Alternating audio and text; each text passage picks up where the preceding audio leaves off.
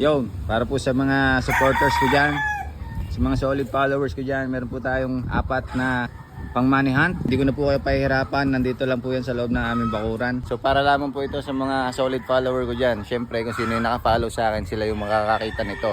Kaya kung gusto mo ng ganito, mag-follow ka na. Okay? So ilalagay ko na rito sa loob ng bakuran namin. Bibigyan ko kayo ng clue. Ipapakita ko na. Let's go! So guys, dito yung isa. Ilalapag ko lang yan dyan. Yan. So sa may bangkulong lang yan yung bangkulong. So ito naman yung isa. Dito naman yung isa. Isingit ko lang yan sa may dyan sa may Sirang Barangay Patrol sa likod. Yan, siningit ko lang. Kitang-kita mo yan dyan. Okay? So dito naman tayo sa isa. Walang nakakulong na manok. Yan, dyan. Okay? Dyan yun. So nandito lang yan. Yan. Sa ilalim. Para sa huling ampaw. Yan. Nandiyan sa tubo na yan. Ilagay ko lang yan dyan.